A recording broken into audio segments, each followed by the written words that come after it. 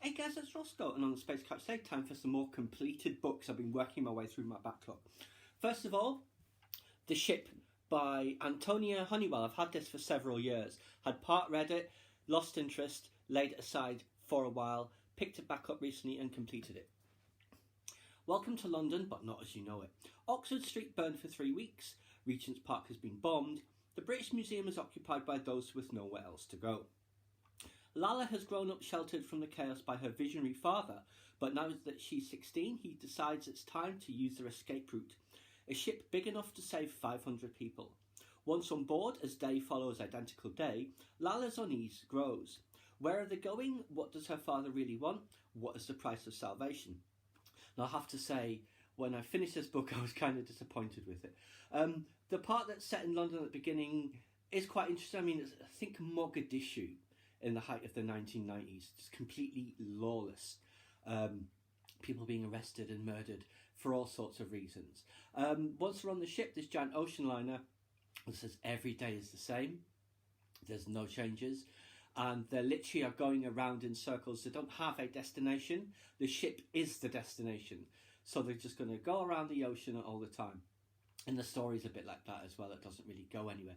It does end with her leaving the ship in the middle of the ocean on a little boat. It's like, is she going to find land? It's the sort of thing, either a sequel or a few extra chapters onto this would have made it a lot better. But like I said, I was a bit disappointed with it. I was not disappointed at all with this. What Big Teeth by Rose Sabo. Eleanor Zarin has been estranged from her wild family ever since they sent her away to boarding school. She knows them only as vague memories, her grandfather's tremendous fanged snout, fortunes read in the guts of birds, and strange hunting games in the woods with her sister and cousins. When Eleanor finally returns to her ancestral home on the rainy coast of Maine, a sudden death rocks the household. In order to keep the family from falling apart, Eleanor calls upon her mysterious grandmother from across the sea. At first, Grandmère brings order to the chaotic Zarins, but that order soon turns into a deep-rooted wickedness. If any of them are to survive, Eleanor must embrace her strange family and confront the monstrous lurking deep within Grandmère and herself. So basically a family of werewolves, mostly. She's not a werewolf. You can see here all the birds that are flying out of her mouth. That's what her grandmother does. That's what she is. They can swallow things, people, creatures, whatever, and then they can spit them back out, as it were, and act as their agent. If it's a human, all of their personality and individuality has been completely wiped. They're just like a zombie, a mindless zombie. But it's really good how they describe the reading of the guts, because normally you just think that's just gross, but when it's done and the hands in, it's like, I can feel the answer, it's almost there, what is it? It's kind of like that, it was very well done. And this was a really good book as well. Thoroughly enjoyed, definitely recommended. And this is the one there's the most recent book I bought several weeks ago. Now, one I'd bought, I think about the same time as I got the ship, had started the first few pages, couldn't make any progress, was Brandon Sanden's Skyward, and I'm glad I stuck back in this because this was great.